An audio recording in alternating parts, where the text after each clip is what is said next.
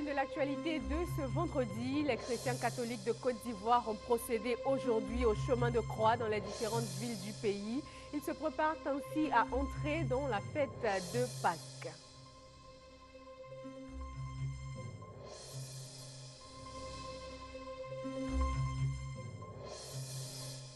Les quartiers nord d'Abidjan, longtemps privés d'eau potable, seront très bientôt approvisionnés. 95% des installations sont déjà réhabilitées et c'est selon l'ingénieur en charge des travaux.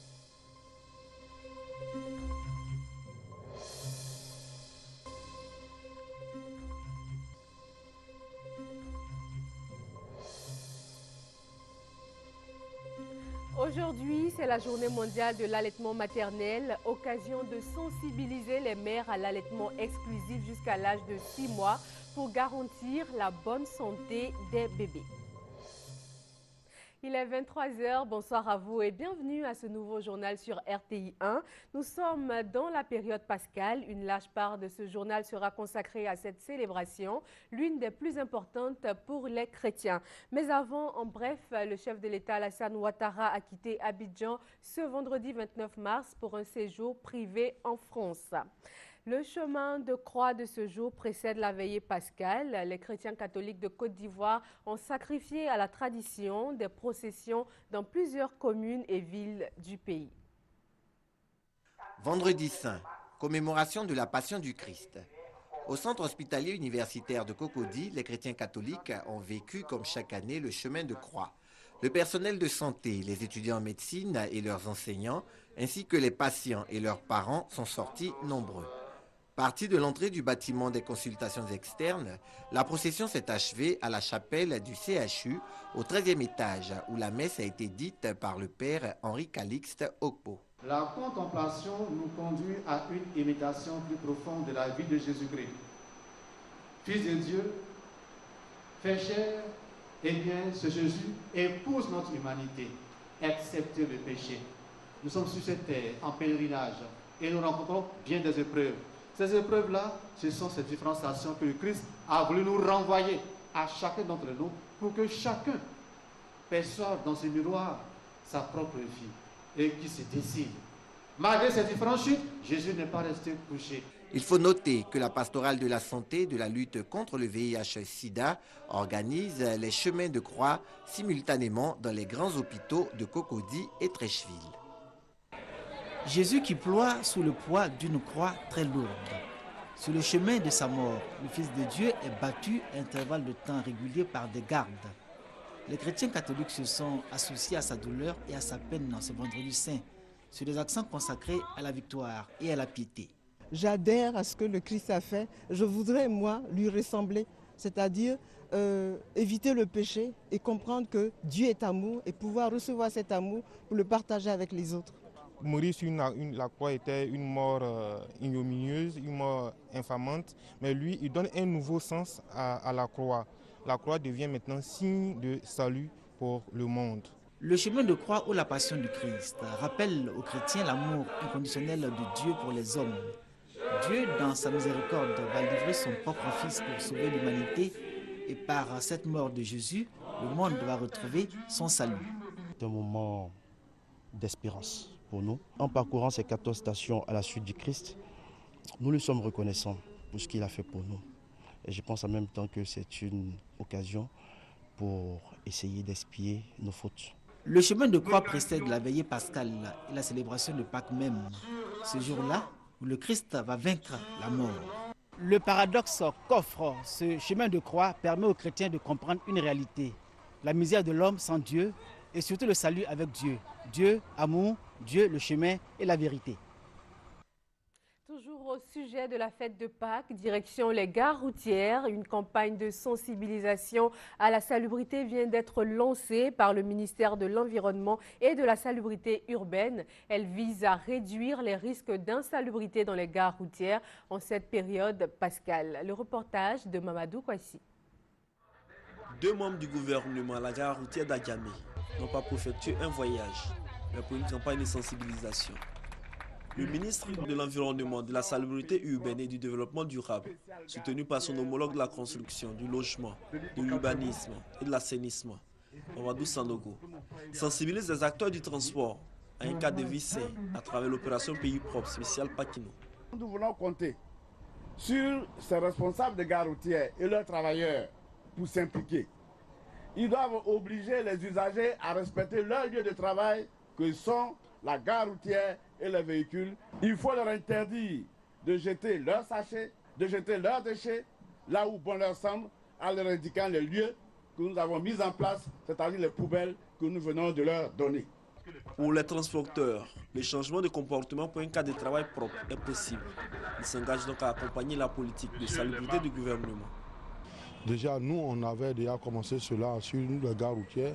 Nous avons mis une brigade de salubrité dans nos gares qui, chaque mercredi, on nettoie proprement cette gare. Il n'y a pas de problème, nous, à notre niveau, parce que nous avons déjà compris le message il y a très longtemps. Dorénavant, nous allons donner des instructions fermes à nos chauffeurs et nos chargeurs pour que les populations qui viennent dans les gares puissent mettre dans les bacs qui nous ont été mis à disposition les sachets d'eau et tous les ordures qu'ils auraient pu générer au cours d'un voyage dans un car ou pendant leur présence dans une gare.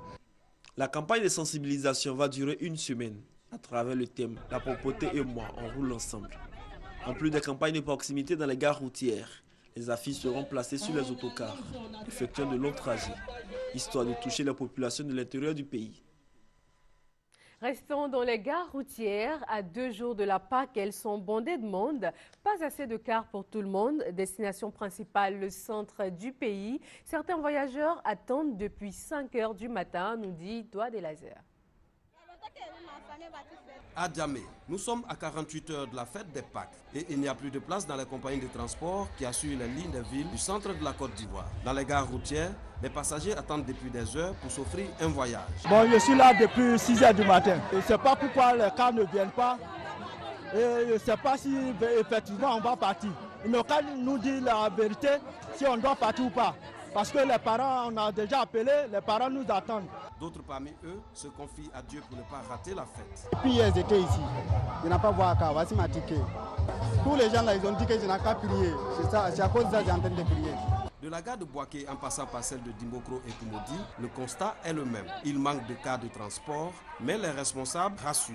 Donc vraiment, nous avons la pression des clients parce qu'ils espèrent rentrer tôt pour voir leurs parents. Mais aujourd'hui, nous sommes plus trop débordés. Mais nous espérons que tout va rentrer dans l'ordre. Nos cas seront là et vous tous vont partir.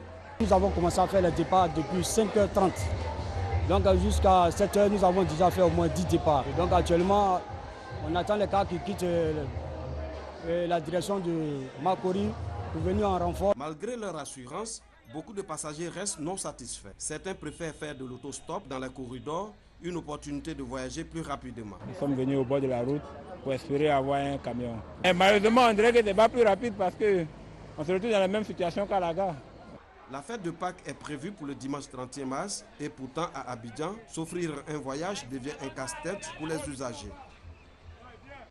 Quittons les gares routières pour nous rendre dans les maquis. Là aussi, la salubrité est de mise en cette période de fête.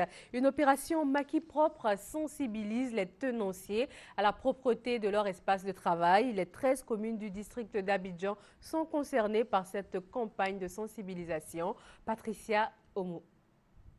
Séance d'information et de sensibilisation à l'intention des tenancières de maquis.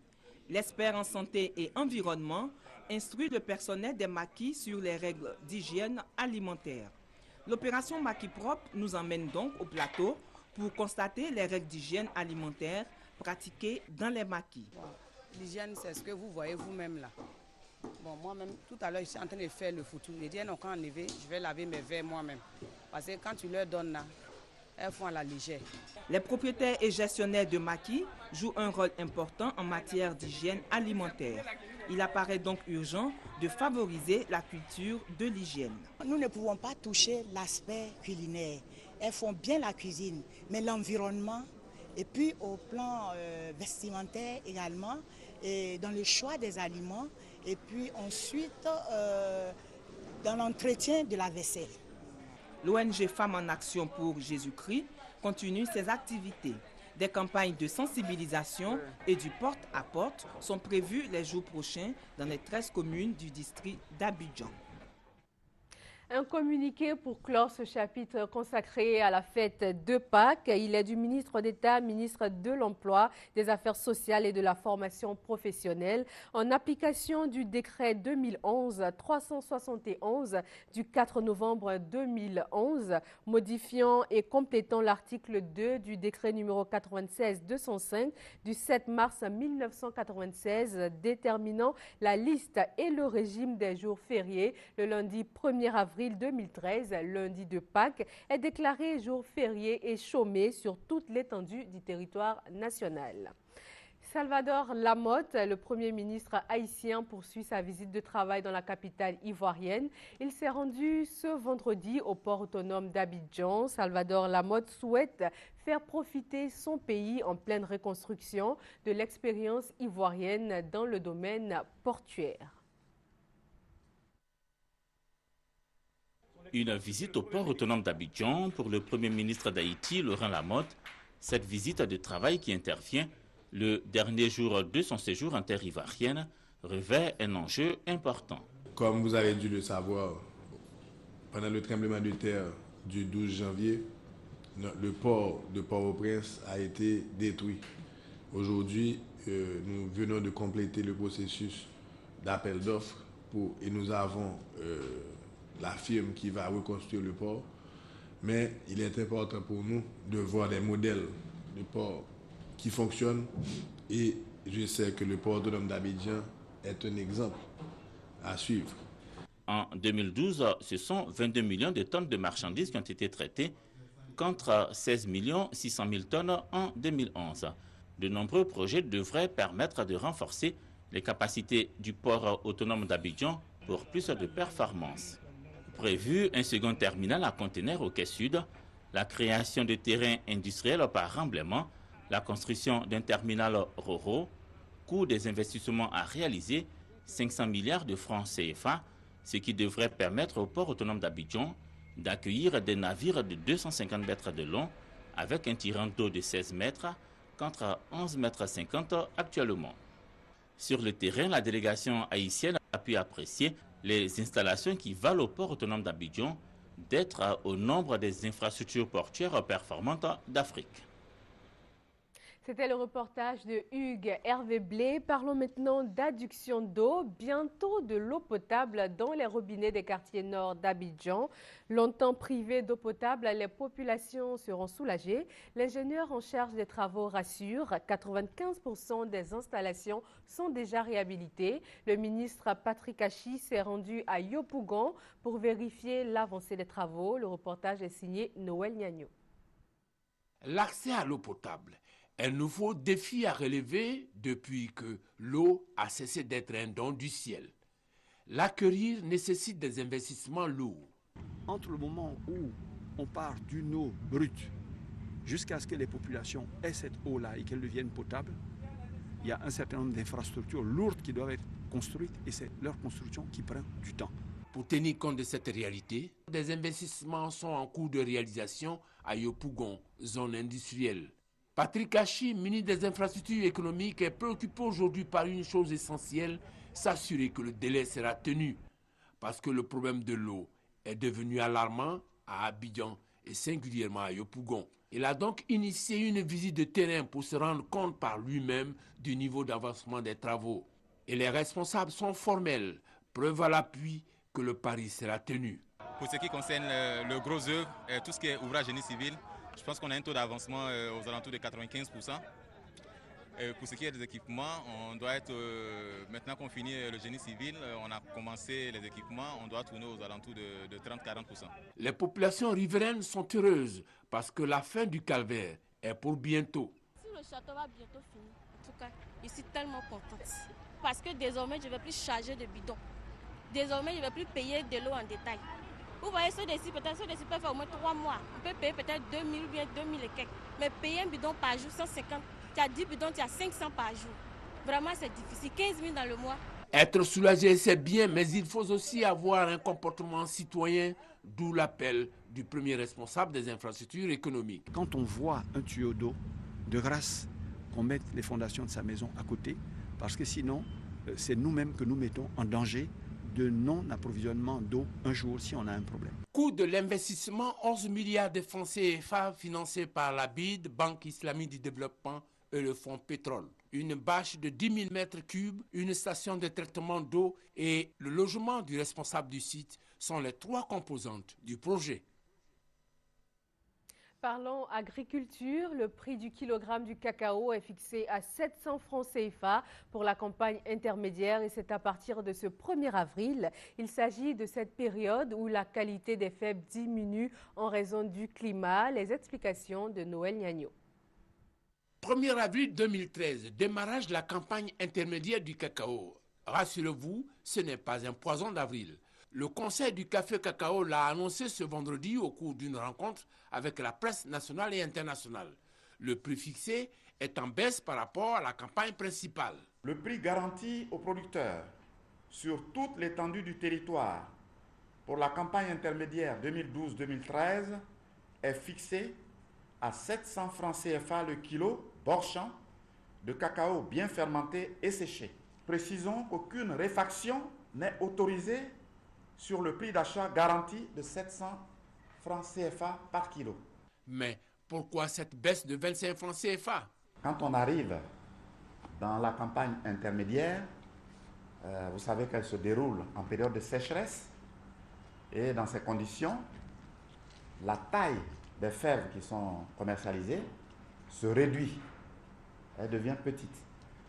Et lorsque nous sommes dans une période de forte sécheresse, cette taille-là devient de plus en plus petite. Dans ces conditions-là, il faut faire un prix qui soit en accord, en adéquation avec la qualité du produit. Le Conseil du café cacao rassure les acteurs de la filière qu'il va prendre toutes les dispositions nécessaires pour le respect du prix bord-champ, représentant 60% du prix CAF compromis aux producteurs. Une page santé dans ce journal. La commune d'Abobo vient de s'enrichir d'un nouveau centre de santé. Il a été construit à hauteur de 206 millions de francs CFA par un opérateur économique. Ce centre de santé est orienté vers le social. Il vise à soulager les populations les plus vulnérables, notamment les enfants, nous dit Evelyne Débat. L'espace médical Ma'awa, du nom de la mère du promoteur Daouda Diakité, comprend entre autres 2 tables d'accouchement, une salle d'échographie, un bloc opératoire, un laboratoire, une pharmacie et 16 lits d'hospitalisation, le tout d'un montant de 206 millions de francs CFA. La ministre de la Santé et de la lutte contre le sida, qui a inauguré l'établissement sanitaire, demande au personnel médical de garder un visage humain vis-à-vis des patients. Nous leur demandons de nous accompagner dans la restructuration morale, psychologique, n'est-ce pas, des populations, à travers leur engagement auprès des populations. Message entendu par le personnel médical, composé entre autres de 3 sages-femmes et de 3 médecins permanents. L'espace médical Ma'awa est tourné essentiellement vers le social. Nous avons décidé de prendre en charge les enfants de l'école primaire. Ils vont payer 5 000 francs par an. Quelle que soit la maladie, les enfants seront soignés. Et il y a un volet social pour les collégiens qui va de 7 000 francs par an. Dès que le parent a payé ça, l'enfant sera soigné toute l'année gratuitement. C'est pour répondre aux nombreuses sollicitations des populations d'Abobo que Diakité Daouda, opérateur économique, a construit ce centre de santé, un centre qui a été accueilli avec beaucoup de joie par les populations d'Abobo. Aujourd'hui, c'est la journée mondiale de l'allaitement maternel. Les spécialistes exhortent les mères à l'allaitement exclusif jusqu'à l'âge de 6 mois, un bon moyen de lutter contre les maladies infantiles et la mortalité infantile. Reportage Chantal Akandan. Dame Cablan a un bébé de 3 mois. Depuis la naissance de Jean, il est nourri au sein. C'est l'option choisie par sa mère pour garder son nourrisson en bonne santé. Comme elle, beaucoup de mamans préfèrent allaiter. Pour ces mères, le lait maternel est plein de vitamines et facilite la croissance de l'enfant. Selon Mme Kofi, son nourrisson qui ne pesait que 2,5 kg à la naissance pèse aujourd'hui le double grâce au lait maternel. Un avis partagé par le pédiatre. L'allaitement maternel protège l'enfant contre les diarrhées et contre les toux parce qu'il y a des anticorps. Alors que si on prend l'autre qui n'est pas maternel, il y a de l'allergie. C'est-à-dire quand vous mangez, quand vous buvez, le corps peut dire je ne supporte pas. Et chez l'enfant, ça peut donner de la diarrhée, ça peut donner des plaques sur le corps. Kadi a choisi, elle, le biberon. Ces activités ne lui permettent pas de donner le sein. Autre bénéfice de l'allaitement, selon le professeur Paul Aoli, il permet de tisser un lien avec l'enfant. Quand l'enfant est au sein, ce n'est pas tellement le lait qu'il veut, mais c'est la chaleur maternelle. C'est pour ça que quand il est accroché là-bas, il regarde la maman, il gratte la tête, il bouge son petit pied et il tète un peu, il dort un peu, il tète un peu, il dort un peu. De nos jours, se nourrir correctement est un problème quotidien. L'allaitement offre donc une nourriture saine aux enfants et ce, gratuitement. Se nourrir correctement, avoir aussi une habitation décente, ce sont les préoccupations des populations. L'opération de pré-souscription aux logements sociaux et économiques a donc démarré hier. Le déficit est estimé à plus de 400 000 maisons dans toute la Côte d'Ivoire. En tout cas, banquiers, propriétaires terriens et agences de gestion financière se disent tous mobilisés pour la réussite de l'opération. Reportage Noël Niagno. 60 000 logements sociaux, 50 000 à Abidjan, 10 000 pour l'intérieur du pays. Voilà la dimension test de l'opération de redémarrage de la politique du logement social en Côte d'Ivoire. Le gouvernement a mis les bouchées doubles. Les terrains sont disponibles, 2194 hectares. Notre mission a consisté, entre autres, à mobiliser les réserves foncières, les parcelles que nous mettons à la disposition du ministère du Logement. Au niveau du coût du crédit et de sa durée, là aussi, une avancée notable. 5,5% contre 9% avant et 20 ans désormais. Les banques ont avalisé ces nouvelles dispositions. Quand on finance sur 20 ans, il faut trouver des ressources sur 20 ans. Cette problématique va être résolue avec le fonds que l'État va mettre en place. Ça nous permettra donc de le faire. Donc c'est avec joie que nous nous inscrivons pleinement dans la démarche donc, de l'État. Nouveau départ, nouveau comportement. Pour la sécurisation des opérations, les notaires lancent un appel. Il faudrait que les Ivoiriens apprennent à travailler correctement, notamment en matière immobilière. Pour vendre un terrain, la loi est claire. Il faut être propriétaire d'un titre foncier dont la matérialisation est le certificat de propriété foncière. Ou alors avoir ce qu'on appelle un arrêté de concession provisoire qui vous donne des droits, mais le terrain est la propriété de l'État. À Abidjan, 50 000 logements sont prévus après les nombreuses opérations des années 60 et 70. Pour cette fois, les populations à Caen formulent une doléance. Il faut qu'on pense aux propriétaires terriens d'Abidjan qui a tout cédé, qui a tout donné. Parfois même, nous ne le sommes même pas dédommagés.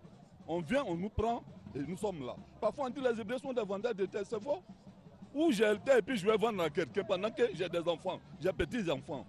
Alors nous demandons aujourd'hui au gouvernement de penser à nous. Quand je dis de penser à nous, ça veut tout dire. Préalable à l'acquisition de ces habitations, une préinscription pour s'assurer que vous êtes éligible. Un logiciel est conçu et mis en place à cet effet. 45 jours sont prévus pour l'inscription dans les 10 communes d'Abidjan et 107 départements de l'intérieur du pays.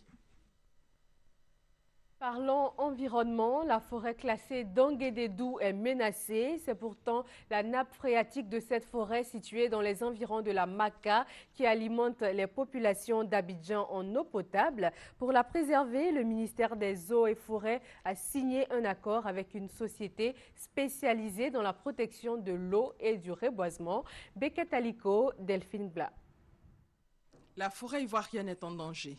De 16 millions d'hectares de forêt à l'indépendance, il ne reste que 3 millions d'hectares aujourd'hui.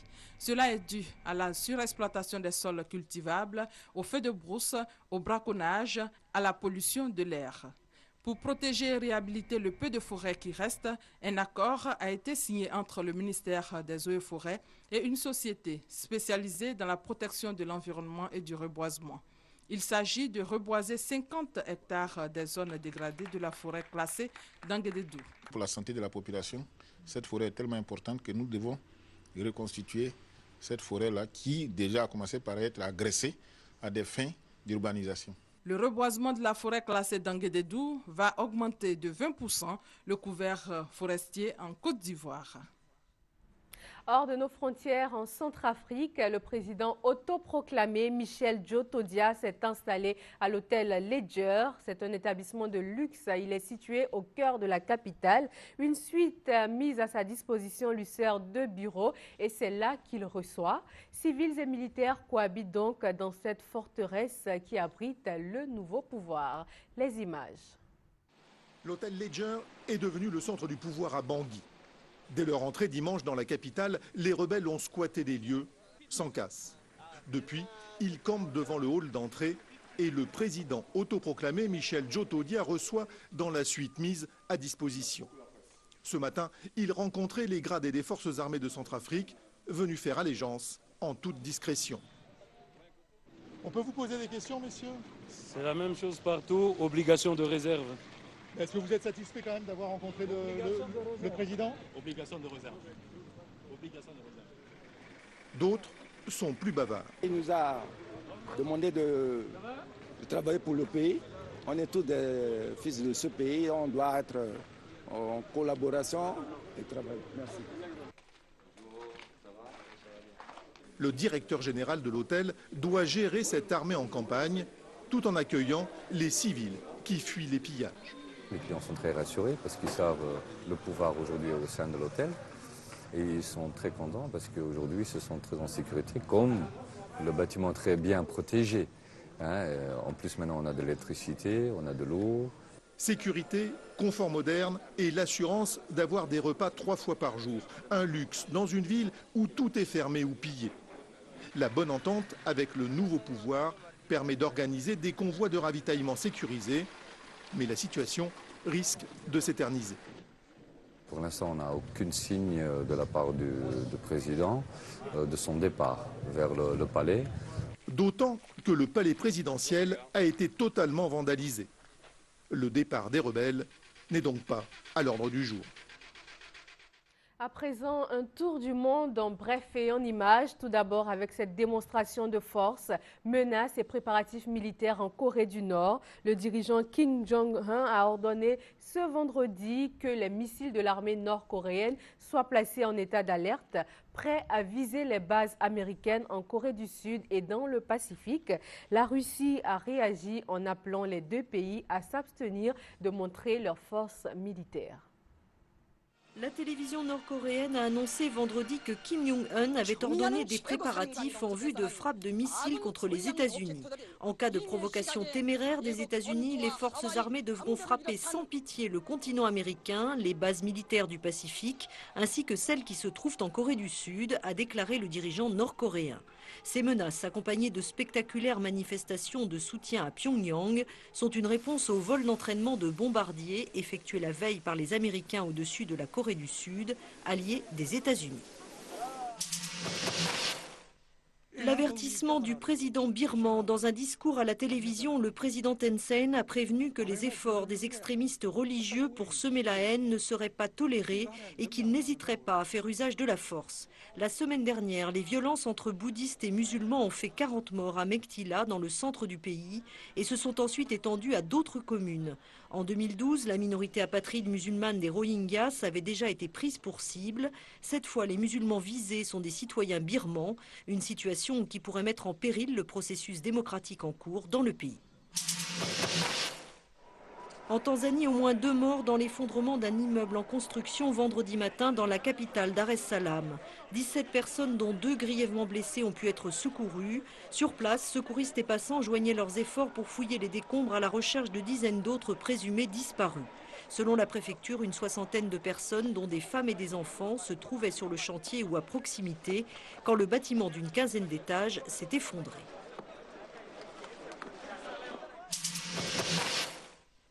L'Italie, toujours dans l'impasse, constat d'échec du chef de la gauche Pierluigi Bersani qui a reconnu jeudi ne pas avoir réussi à former un gouvernement. Un mois après les élections, le mouvement contestataire 5 étoiles de l'ex-humoriste Beppe Grillo rejette toujours toute collaboration. Quant à une alliance avec la coalition de Silvio Berlusconi, la gauche s'y refuse. La balle est donc à nouveau dans le camp du président italien qui devait rencontrer vendredi toutes les formations politiques. Et c'est la fin de cette édition. Retrouvez Gabriel Zani à 6h30 pour un autre point de l'actualité. Merci de votre attention et excellent week-end Pascal sur RTI 1.